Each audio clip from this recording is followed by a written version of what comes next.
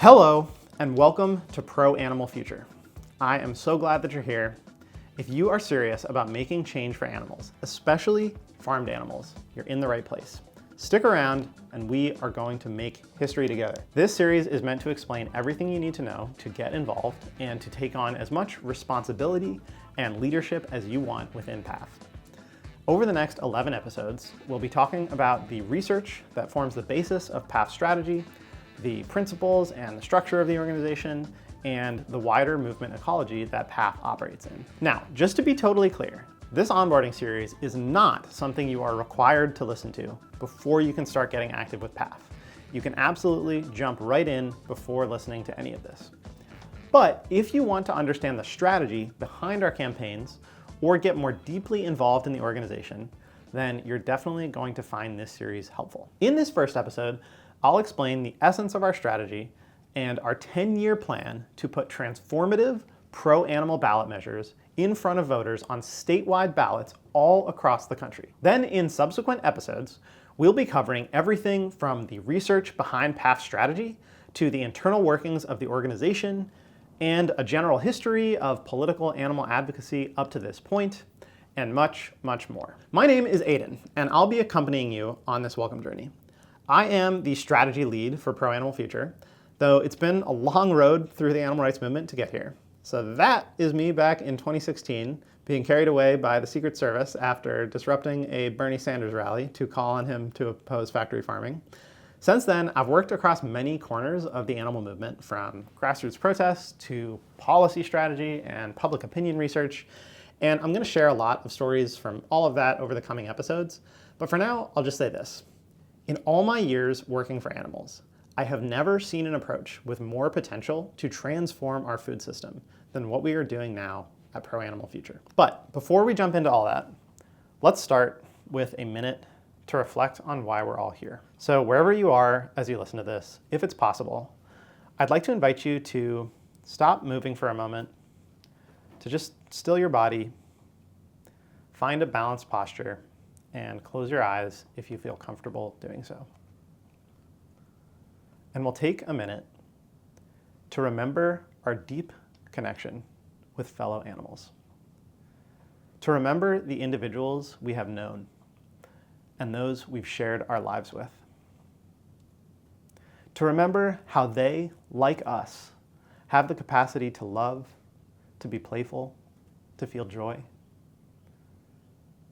We're here to remember all fellow animals, whether big or small, on the land or in the sea, as well as all those who are invisible to us, in our soils and in our homes.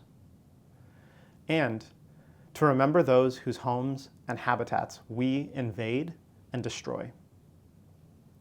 To remember all those who are born into captivity, where they suffer and are killed. To remember how their families are torn apart and how they grieve. To remember how they resist and fight back every day. But also to remember those who free themselves and those who are freed by others. To remember those who live free from human interference and oppression, and those who live in peaceful coexistence with humans. And to remember the possibilities that these offer for all of us. Thank you for joining me on that. I think we're ready to jump in. So what exactly is Pro Animal Future? I'll be expanding on all of this in depth over this episode, but let's start with an overview. First, we are a collective of voters, volunteers, and small donors. PAF is made up of everyone who works to support our campaigns. We have a few full-time roles to keep the organization functioning, but the majority of the work is done by activists on a volunteer basis. Our purpose is to build a political movement to end factory farming, along with other forms of animal exploitation. Ending factory farming won't solve every problem with animal abuse, but it is a concrete, achievable outcome we can focus on and work towards right now. And we aim to accomplish that using grassroots political campaigns, especially ballot measure campaigns, as a way of turning broad support for animals into laws that accelerate society's evolution away from animal farming. The greatest strength of the animal rights movement is our tremendous people power. For decades, thousands and thousands of activists have been making great personal sacrifices to advance this cause. Just to emphasize this for a moment, the activist base of the animal movement is the envy of every other social justice movement in the US. While the climate and racial justice movements are definitely more mainstream, no other movement has as many people who are willing to make the level of personal sacrifice that people make for farmed animals. The people who give up their nights and weekends or quit their jobs altogether to just volunteer full time, or even risk prison time for helpless animals who can never return the favor, it's truly extraordinary. The depths of that sacrifice make it even more important that we are using our time and each other's time in this movement effectively. Now the time has come for the next developmental stage of the movement, which is for us to become politically savvy.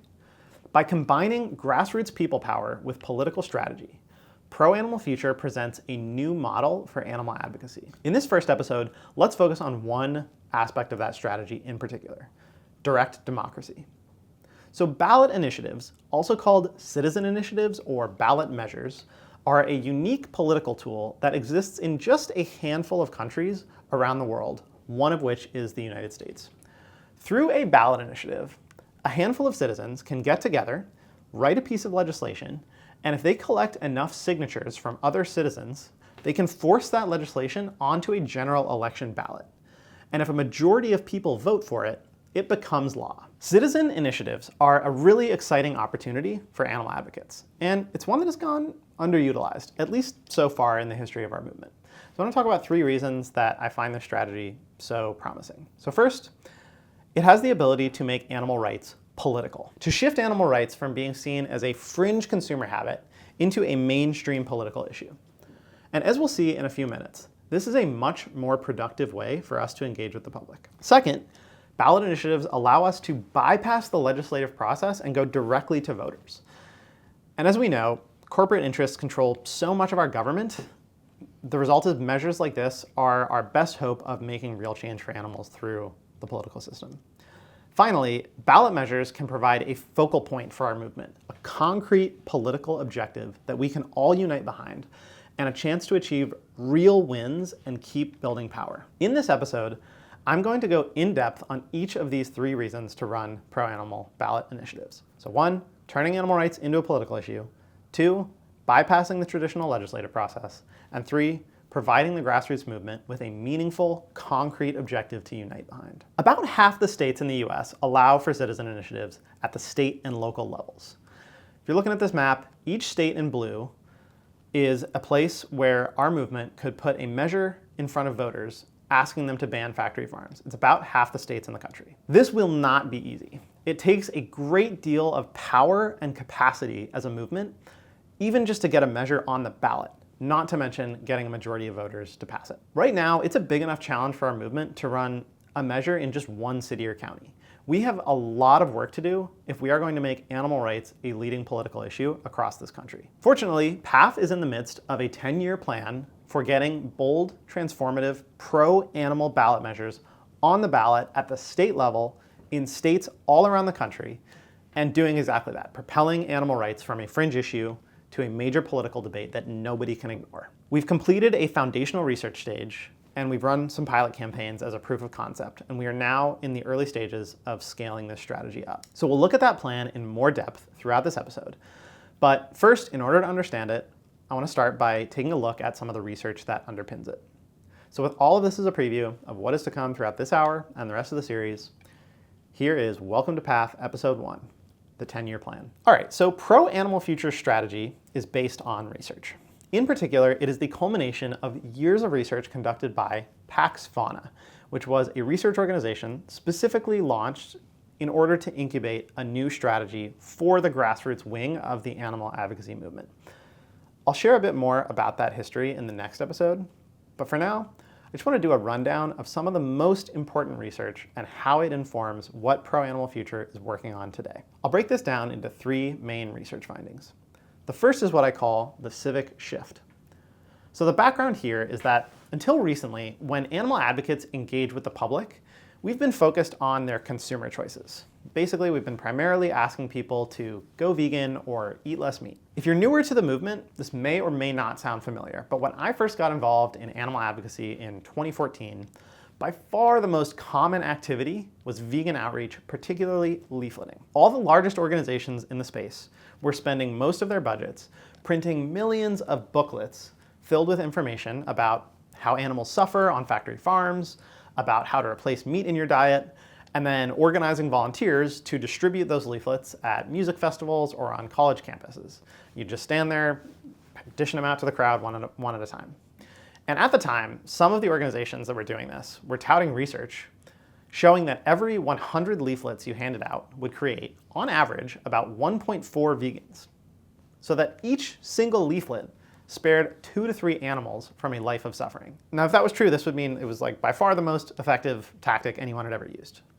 But already at that time, when I first got involved, people were starting to question this approach, and I would think with good reason. So more robust evidence was starting to come out, indicating that this consumer frame is actually what makes the public most resistant to our message. Here's the problem.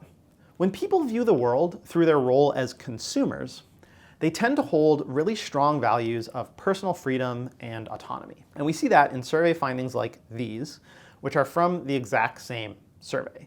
So the one on the left is people agreeing with the question, whether to be vegetarian is a personal choice and no one can tell me what to do. And we see 98% of people agreeing with that statement, only 2% disagreeing. At the same time, on the right, you ask the same sample of people, would you support a ban on slaughterhouses? Suddenly it jumps up to 48% of people saying that they would support a ban on slaughterhouses, 52% against. So it's not quite a majority, but we've gone from 2% support for our side to 48% support by asking this different question. For most animal advocates, this observation makes us want to scream. Like, how do people not see the contradiction here? We know that consumer demand is what creates the market for slaughterhouse cruelty. But the simple truth is that most members of the general public don't think of it that way. And from their perspective, there's a key difference between those two questions. So the first question about whether to be vegetarian is framed through the consumer lens. And if we take it on its face, the respondents are technically right. It is currently up to each person whether to be vegetarian. I mean, it's kind of right there in the definition of vegetarian. If killing animals wasn't allowed in our society, we wouldn't have any such word as vegetarian. You wouldn't need to describe anyone as vegetarian. So as we started to do our research, we had a pretty good idea of what was going on in people's heads when they answered that first question.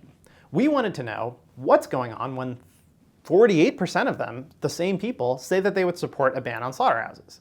Because if we could understand that, there's a chance that overnight we could increase the support base of our movement from 2% to 48%. And we came to understand that while the first question is framed in terms of individual consumer choice, the second is framed in terms of civic action or collective action through government and law.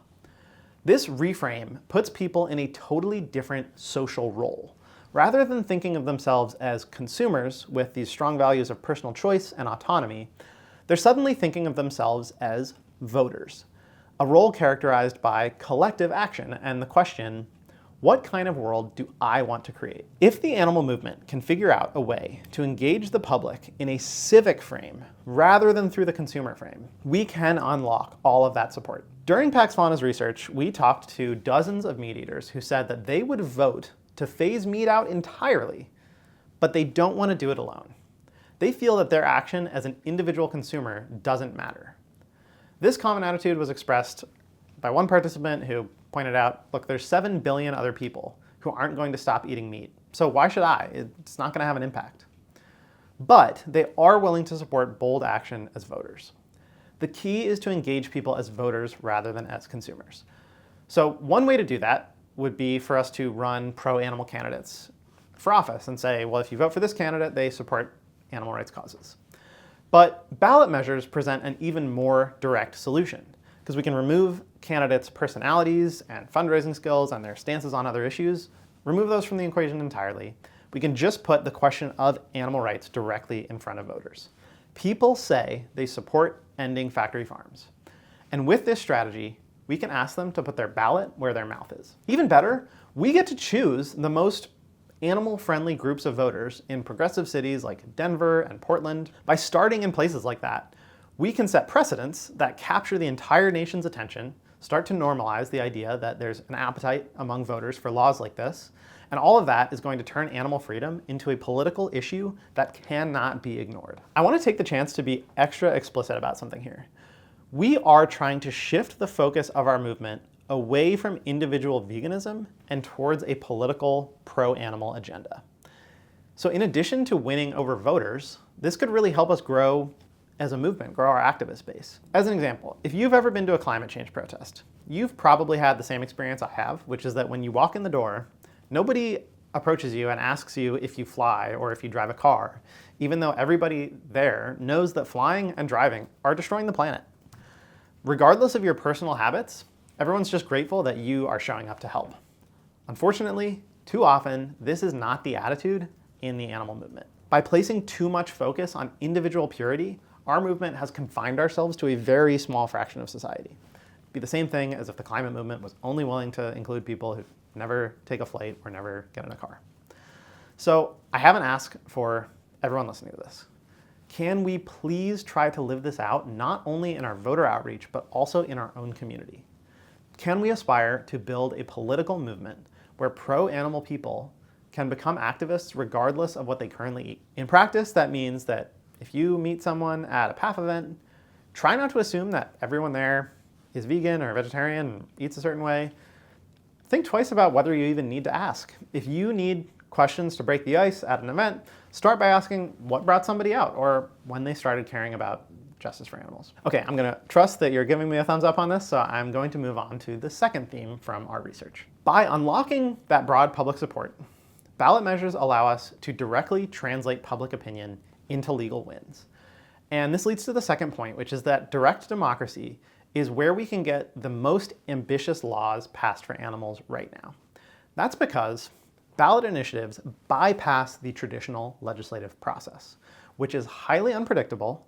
It's built on money, relationships, big personalities, and political bartering. So I want to compare and contrast ballot initiatives with the sort of traditional lobbying process where an interest group goes to politicians and tries to persuade them to pass a law. The thing is, the traditional process is limited by design. So to start, it's unpredictable.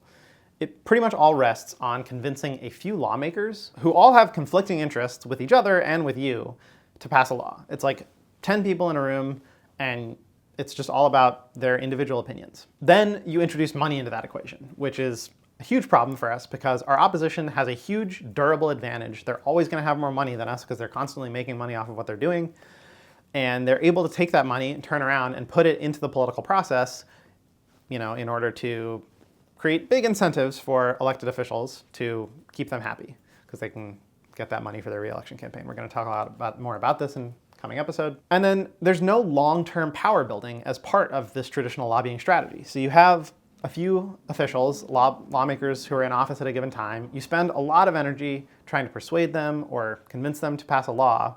And if it fails that term, next term, half of those people move on, they get voted out, or they move on to some different job. And it's like you're starting over from scratch. So altogether, we've seen that efforts to pass animal legislation, and honestly a lot of other good legislation, just consistently, year after year, get totally frustrated through traditional lobbying. And that is where the ballot measure process comes in. Now, a key thing about ballot measures is that they bring out the most ambitious side of voters. When given the chance to vote on issues directly, voters often take a much more progressive position than the politicians that they themselves just voted for would take. So a great example came in Florida in 2020, and this was something that got our attention and really had us start to look at ballot initiatives as a strategy. So in 2020 in Florida, in the same year that the Florida electorate voted for Donald Trump for president by a 4-point margin, there was a ballot initiative on the ballot statewide in Florida to pass a $15 minimum wage. And that measure passed by 20 points from the same electorate that just voted for Trump by 4 points, and about the same number of people voted on each one. So that means about 10% of the electorate, and probably more, voted both for Donald Trump as president and for this $15 minimum wage ballot initiative, which a $15 minimum wage is a progressive policy to the left of most national congressional Democrats. Like even when Democrats control the whole government, federal government, they don't do a $15 minimum wage. So this illustrates this big break between the politicians people vote for and the actual policies they're willing to support when you put it in front of them directly. Why is that true? What's going on here? So first, most politicians come from the same social class as each other, which is a wealthier social class that is thriving under the current status quo. And the average voter is a lot more willing to disrupt that status quo than the average politician, because the average voter is definitely not doing as well. Another is that, to put it bluntly, voters are not in charge of managing the public budget. So they're just not as anxious about whether a policy is going to cost the government money to enforce it or money lost from taxing business activity. But I think most importantly, ballot initiatives are able to kind of dislodge voters from their partisan identity. So we've all heard so much about how if we identify with a party, people tend to get really locked in with that party and not think so much about the actual issues that they're supporting. And there's a lot of evidence that many voters aren't very aware of the actual policies that the party they identify with supports. And kind of there's this big mismatch between the policies they think their party supports and what their party is actually doing. So when you take away the party labels and just present people with a direct moral question on their ballot, the result of all of that is they tend to hold pretty different views from the party that they favor. And on top of all of that, when we take a longer term view, we can see that even losing ballot measures can be instrumental in driving forward progress on an issue. So several social change initiatives in the US have been propelled forward by ballot initiative battles that initially did not go their way. A great recent example was the marriage equality movement in the US. So this is a map of states that voted on constitutional amendments about gay marriage between 1998 and 2008. And if you're listening, it's pretty much just a sea of red. In a 10-year period, the marriage equality movement suffered a devastating losing streak. 30 states voted to ban gay marriage in this time. There were 31 measures, and the only state where they won once, they then lost 2 years later. So it's like they're just getting crushed across the whole country. And then 7 years later, so that ends in 2008, in 2015, the movement wins total victory at the federal level. And looking back, we can see that what happened is that that decade of losses was the key period during which the American public shifted their opinion dramatically in favor of gay marriage. So all those campaigns, even though they were actually losing on election day, it was starting all these conversations, it was introducing people to the idea of gay marriage, getting them to start to get used to it, and it swung public opinion massively in their favor over time. So while people were voting against them in the short term, in the long term, and it felt like they were losing, these ballot initiatives actually pushed the issue forward. This is not the only example. A couple other great examples: cannabis legalization in the last several decades. The first cannabis legalization initiative goes back to the 1970s. Of course, it failed. 1990s, it starts to pick up. Interestingly, in the same year, 1998, the cannabis legalization movement starts having ballot initiatives on the statewide ballot somewhere in the country every single election year. So every even year, there's at least one, but usually 3 or 4 or 5 cannabis legalization measures on the ballot starting in 1998. They all lose. It's just fail, fail, fail. Like the cannabis legalization movement failing everywhere, until finally in 2012, they start to win. And again, you just look back and it's like, well, then, the support keeps going up. They're driving the issue into the mainstream. Going a little bit back further in history, the women's suffrage movement followed a very similar path, going to statewide initiatives to drive the issue into public consciousness, force a debate when people would rather ignore it. And it's very effective to get the issue on the agenda, and eventually, through that same tool, they start winning, even after losing year after year. So all of this means that ballot initiatives present a really intriguing alternative to conventional lobbying. So again, if you think back to what we were saying before, traditional lobbying, it rests on the whims of a few politicians. Ballot measures are a numbers game. It's everyone, it's thousands of people. If you're familiar with the law of large numbers, the idea that the larger your sample size is, the closer it converges to the actual average. It's like, if we work really hard, there's all these voters out there, it's kind of less dependent on any one person and what quirks they might have. It's just like, there's 700,000 voters in this city. We have to just go out and reach enough people. If we work hard enough, if we get the right inputs, we knock on enough doors, we can move the needle, we can win a campaign. Direct democracy is less dominated by money. So money still plays a major role. There's lots of ways to spend money on ballot initiatives, but it isn't everything. So that, where money just dominates in the traditional lobbying process, it's harder for corporate interests to control the ballot initiative process. One, because you can't literally bribe voters. there's just too many people. There's not enough money in the world to bribe all these voters to vote a certain way. And two, because voters, like we talked about before, whereas a lawmaker is going to be maybe a lot more concerned about the economic and budgetary impact of a law, voters are going to put morals first. When you put a moral question in front of them on the ballot, you're asking them, what kind of person are you? Are you going to be the person who votes for animal cruelty? It's a little bit simpler for them. And then finally, traditional lobbying fails to build long-term power because you're just focusing on these few handful of elected officials that are just going to get replaced in a few years when their term runs out. Ballot measures have momentum baked into the cake. Everything we do during a ballot measure, setting us up to have even more power during our next campaign. All the time we spend talking to voters, it's going to be the same voters in the next election and the next election. We're shifting that big public opinion needle. And that's like the underlying thing that actually matters in the long run for our power as a movement. That is why marriage equality, cannabis legalization, women's suffrage, we're all able to use ballot initiatives to fail forward. Lost the measure, but it moved the movement forward to build a winning strategy off of ballot initiatives that even though they failed the first times. Okay, so moving on to the last theme from the research. We've talked about the civic shift. We've talked about these kind of unique qualities of ballot measures from a political standpoint. The last theme is that our movement is in really dire need of concrete, meaningful wins to work towards. This might be familiar to you, but the situation for animals is just so bad. No matter how you slice it, we have a long road ahead of us. And we collectively need to feel that we can make progress, right? We need to break that down into meaningful steps that we can take and that we can see we're making progress. Part of that is because we want to help animals right now. Like, even though we can't solve everything, we can make a difference, we can help some animals right now. And part of it, to be totally honest, is to motivate ourselves. I wouldn't be working so hard in this movement if I thought that it wasn't going to have any impact. And I wouldn't ask you to either. So that's another promise with ballot measures. It's a great way to do that. So let me say a little more about that. Over the last few decades, animal rights activists have tried so many different approaches, from handing out leaflets like we talked about, to video outreach, where we use videos of footage from factory farms and slaughterhouses to draw members of the public into longer outreach conversations with us, like AV and We the Free do. On the spicier side, we see protests, including disruptions inside of businesses, and even these mass actions like DXE at factory farms and slaughterhouses, where activists rescue animals and use their bodies to physically halt the machinery of slaughter. But all of these approaches share something in common. The impact is really hard to measure. When we hand out a leaflet or we talk to someone about their diet, we usually can't know whether they change anything after talking to us. And that's doubly true for other kinds of protests. This is a real obstacle for the movement. So one of the studies that Pax Fauna conducted, we interviewed dozens of current and former animal rights activists to try to understand why the movement is struggling to grow.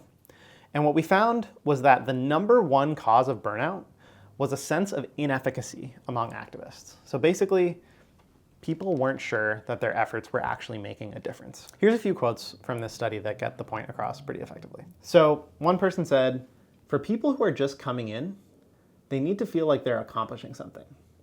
And I don't think that a lot of organizations are giving that to them right now." Someone else said, "It's very exhausting to just look back at 4 or 5 years of hard work, lots of weekends, giving up lots of money, time, effort spent to think, God, have we even helped a single animal?" If you're listening to this and you've been involved in another form of animal activism, I would bet that you've felt something like this before. I definitely have.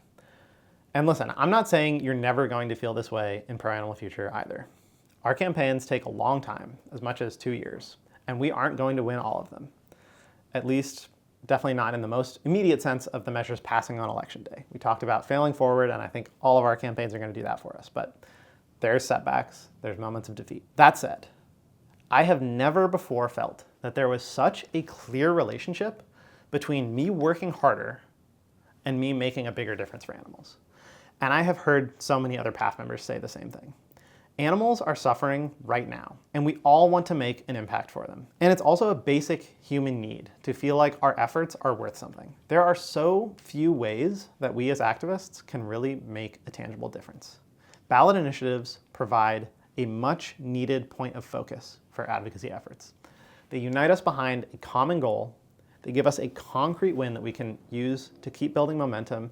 And it's not just that one win at the end of a 2-year campaign. There's so many steps, concrete things we need to get done on the way there. All right, so for a quick review, 3 points that came out of Pax Fauna's research that led us to this strategy. First, the need to shift our advocacy from a focus on consumer choices to a focus on politics and voting, because it lets us access broad public support. Second, the advantage of ballot measures specifically over other kinds of political advocacy, mainly traditional lobbying. And finally, the importance of tangible wins for preventing burnout. With all of that in mind, we're ready to look at the strategy that Pro Animal Future is pursuing, not only now, but also over the next decade. So earlier I showed you this map of the states that allow for citizen initiatives.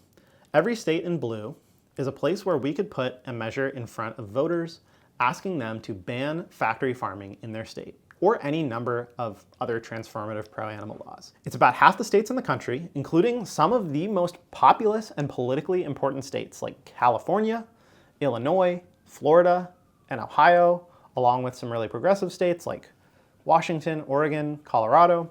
So why isn't anyone already doing this? Well, to start, it's not easy. It takes an enormous amount of work. Qualifying a statewide ballot measure requires collecting hundreds of thousands of signatures, usually in a restricted time frame of just a few months. Historically speaking, our entire movement has only had the capacity for one statewide measure every few years. And it has happened, but it's been just a trickle like that. So that's what Pro Animal Future exists for. Our goal is to develop smart, powerful political organizations at the local level across the country. We started in 2023-2024 election cycle with a pilot campaign in Denver, Colorado. And our #1 goal with that campaign was to learn and to test out a slightly different way of running these campaigns. See, the main way that most citizen initiatives qualify for the ballot is that a special interest with a lot of money hires a signature collecting firm to send paid canvassers out to collect the signatures. They usually pay by signature, which means that at the state level, this can cost anywhere from $500,000 to several million dollars. Like in California, it's definitely costing several million dollars to get on the ballot that way. And then in these more conventional campaigns, once they get enough signatures to qualify for the ballot, they build this massive war chest. They spend millions of dollars on TV ads to reach voters. Now, surprise, surprise, our movement does not have that kind of money, and we will never be able to outspend our opponents. What we do have is an extremely dedicated base of people power, of activists. So PAF is in the process of perfecting a different approach, a way of running ballot measure campaigns that's powered by mostly grassroots energy rather than mostly or entirely by money. As we continue to experiment and iterate, we're developing what I call a campaign in a box, a comprehensive toolkit for communities of volunteers to build local political organizations and run effective ballot measure campaigns. The plan is to start at the city or county level in each new state, using those local campaigns to build up our power and legitimacy until we're ready to take on the much bigger fight in the form of a statewide campaign. So this whole strategy is part of a 10-year plan to put statewide measures banning factory farming on the ballots of 10 or more states. And we are already on the 3rd stage of this plan. So the research we talked about earlier was the first phase, and the second phase was running a pilot campaign and using it to develop the first version of this campaign in a box. And right now, as I'm recording this, we are in the process of expanding out across the country and building towards that ultimate goal of statewide campaigns. So in the rest of this Welcome series, we are going to go in depth on the timeline of ballot measure campaigns. We're going to take a much closer look at some of the Pax Fauna research that underpins PAF's approach. We're going to look at the principles and structure that govern PAF in the day-to-day and on how to get more deeply involved in the more creative and strategic work if you're interested in going beyond the surface a little bit. For now, I just want to share a quick overview of some of the main things it means to get involved in PAF. The things I'm going to talk about right now represent 90% of the actual work that needs to be done to build political power for animals through this process. So the first is petitioning, signature gathering. We call this phase 2 of the campaign. If phase 1 is sort of research and preliminary stuff, developing the policy. The signature gathering phase is the first time it gets, really hard, a lot of work. So depending on the jurisdiction we're in, we'll typically have anywhere from 3 months to 2 years. Usually it's closer to 6 months to gather all the signatures we need. And that's going to be thousands or tens of thousands at the state level, hundreds of thousands of signatures. So for that time, our biggest focus, it's always a big hustle. We get out there with clipboards. It has to be paper signatures signed by voters who are registered to vote in that jurisdiction. So we go to places where local voters congregate, like farmers markets and grocery stores, just where people are hanging out, and one by one walk up to lots of people and ask them to sign a petition to help animals. Once we get enough signatures, we move into what we call phase 3 of the campaign, which is sort of what determines whether we're actually going to win on election day. And that goes up until election day. It's a little bit more diverse. So a big part of it is coalition building, reaching out to local groups, local organizations, elected officials, showing people that there's support and trying to build a broad coalition of support for our campaigns. We do a lot of direct voter outreach. That includes one-on-one stuff like door knocking and, again, going back to the farmers markets to talk to more skeptical voters. It also includes what we call guerrilla marketing, like ways of getting the word out other ways, like hanging up posters around the city. All kinds of clever opportunities we've experimented with, and PAF activists have initiated things like street theater. And in our pilot campaign, we had someone built a statue of a lamb that we were biking around on a bike trailer and playing this clever theme song for the campaign all around the city. So there's so many ways, anything you can think of to do to penetrate into the consciousness, make people aware of these campaigns, educate them about the issues behind it, build support. Huge opportunities for creativity. In this episode, I haven't even talked about all the ways that PAF does engage in the conventional political process, which is a hugely important part of our work, even though we do see it as limited. I'll be talking about that very soon. For now, I just want to leave you with a number. The number is 640. Take a second to guess. What do you think that number represents? It's not an important year in animal rights history. It's not the number of calories in a healthy plant-based meal. 640 was the margin that the fur ban in Boulder, Colorado in 2021 as a ballot measure passed by. 640 votes. That is a hair's breadth. That election easily could have swung the other way if the opposition, if the fur industry had put a little bit more effort in or work for us. So we got to win, but it was really close. To me, that number represents one of the most remarkable things about working on PAF's campaigns. It demonstrates viscerally how every hour of work that we put in can have a direct impact on the course of history.